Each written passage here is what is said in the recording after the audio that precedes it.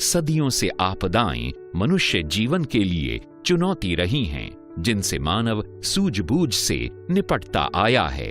आग लगने से होने वाला व्यापक जान माल का नुकसान एक ऐसी ही अधिकांश मानव जनित आपदा है। यही आग अगर किसी अस्पताल में लगी हो तो त्रासदी हृदय विदारक हो जाती है। बिहार के मुख्यमंत्री सभी प्रकार की आपदाओं के कारण में कमी लाने तथा उनसे लड़ने की क्षमता वृहद करने में कटिबद्ध हैं। लोकप्रिय मुख्यमंत्री श्री नीतीश कुमार जी के अनुसार राज्य के खजाने पर आपदा प्रभावितों का पहला हक है।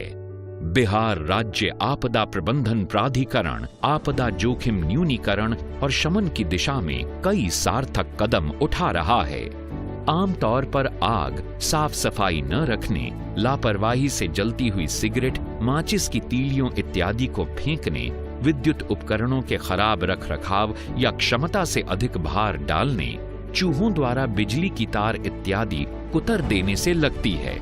भारत में पिछले 18 सालों में अस्पतालों में लगने वाली आग की घटनाओं के विश्लेषण से ये पता चला कि 85% से अधिक जान माल के नुकसान का कारण इलेक्ट्रिक शॉर्ट सर्किट रहा है। इसमें अग्निकांड के प्रति सोच में मूलभूत परिवर्तन करने की जरूरत है। अग्निशमन से फायर इंजीनियरिंग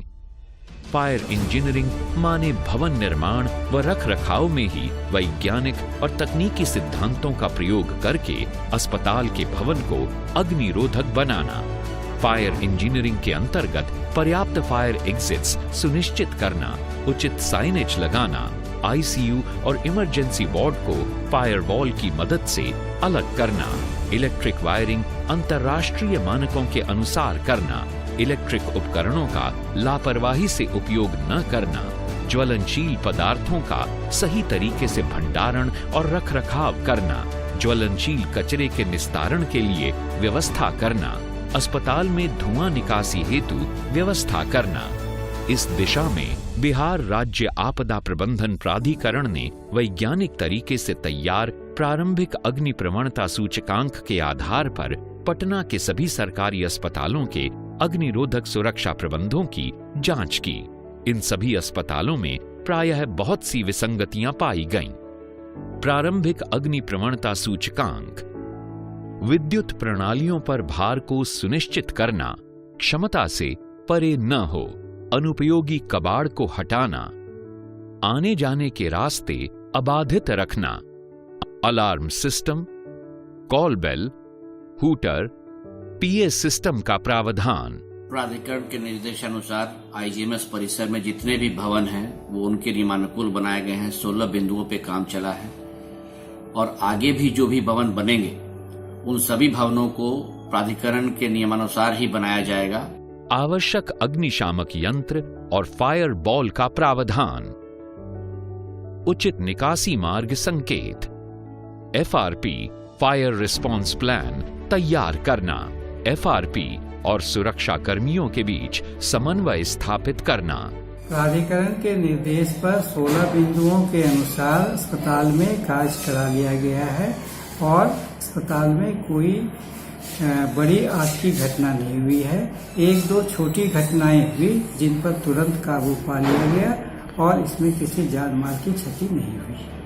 हर 6 महीने में फायर ड्रिल्स कराना, पोर्टेबल धुआं निकास ब्लोअर का प्रावधान, फायर स्मोक चेक डोर की कार्यप्रणाली सुनिश्चित करना, फायर रिस्पांस के लिए सभी हितभागियों का प्रशिक्षण, नियंत्रण कक्ष की स्थापना, बेड 250 से अधिक होने पर फायर गार्डों एवं अग्नि सुरक्षा अधिकारी, स्थानीय अग्निशमन सेवाओं अनापत्ति प्रमाण पत्र, अग्नि हाइड्रेंट का प्रावधान, किन सूचकांक के आधार पर सिलसिलेवार ढंग से काम करके निर्देश पर 16 बिंदुओं पर काम करके अस्पताल को आग से पूर्ण रूप से सुरक्षित बना लिया गया है और अभी तक इस अस्पताल में आग लगने की कोई बड़ी घटना नहीं हुई है। छोटी मोटी घटना हुई है जिससे प्राधिकरण के निर्देश के आलोक में उस पर काबू पाया गया है। पटना में अब 75% सरकारी अस्पतालों में आग लगने की संभावनाओं में काफी कमी लाई जा चुकी है। पटना के शेष अस्पतालों सहित बिहार राज्य के सभी सरकारी अस्पतालों को भी इसी विधि से आग से सुरक्षित बनाने का काम पूरी शिद्दत से किया जा रहा है। फिर भी अगर आग अनियंत्रित हो जाए तो त्रिस्तरीय बचाव के उपाय बेहद कारगर साबित होते हैं। प्रथम सुरक्षा स्तर, गोल्डन रूल। आग लगने की सूचना मानव या AI डिटेक्शन सिस्टम को कितने पल में मिलती है, यही आपदा की विकरालता निर्धारित करती है।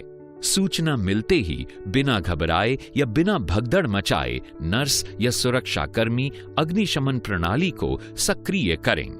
आधुनिक फायर डिटेक्शन प्रणाली से पूरे अस्पताल में बिछे सेंसर बेस्ड डिटेक्टर्स से गैस, धुआं, ताप, इंफ्रारेड, यूवी रेडिएशन को महसूस कर उसकी सूचना पल भर में फायर अलार्म कंट्रोल पैनल यानी FACP को देते हैं और अग्निशमन संयंत्र स्वचालित हो जाते हैं। यही नहीं, आग लगने की सूचना FACP से फायर ब्रिगेड को भी फौरन चली जाती है और आग जनित क्षेत्र के लोगों को भी सतर्क कर देती है। द्वितीय सुरक्षा स्तर, जहां आधुनिक अग्निशमन प्रणालियों को इस्तेमाल में लाया जाता है। आइए इनके बारे में जानते हैं। फायर बॉल एक स्व सक्रिय 1.5 किलो वजनी अग्निशमन उपकरण में पर्यावरण के अनुकूल सूखा रासायनिक पाउडर होता है जो आग के संपर्क में आते ही 3 सेकंड में सक्रिय होकर आग को बुझा देता है। इन दिनों पुरानी प्रणाली वाले फायर एक्सटिंग्विशर्स के स्थान पर फायर बॉल इस्तेमाल किए जा रहे हैं। High pressure water mist system, ये प्रणाली अस्पतालों के व्यावसायिक रसोई घरों में इस्तेमाल होती है, जहां रासायनिकों द्वारा अग्निशमन संभव नहीं होता। डिल्यूज वाल्व, डेलूज प्रणाली से कम समय में दबाव वाले नोजल्स और स्प्रिंकलर्स से विशाल क्षेत्र में अधिक मात्रा में जल का छिड़काव किया जा सकता है। वाटर कर्टन एक ऐसी डिवाइस जिसमें वाटर होज के एक जाल से पानी का छिड़काव लंब रूप में किया जाता है, जिससे आग को एक जगह से दूसरी जगह तक फैलने से रोका जा सकता है। फायर फाइटिंग फोम ऐसी प्रणाली जिसमें आग पर डालते ही फोम की परत बनाकर ऑक्सीजन सप्लाई रोक आग शमन कर देता है। Compressed gas based extinguishing system electric fire में इस्तेमाल की जाती है। तृतीय सुरक्षा स्तर, फायर इंजीनियरिंग नवीनतम बिल्डिंग कोड 2016 है। फायर सेफ्टी संबंधी नियमों का कड़ाई से पालन कराने से आग जनित आपदाओं में कमी आएगी। तो याद रखिए, सतत सतर्कता और पूरी तैयारी से ही आग के विध्वंस से बचा जा सकता है। जागरूक बने, सुरक्षित रहें और आइए सब मिलकर आपदा मुक्त बिहार बनाएं।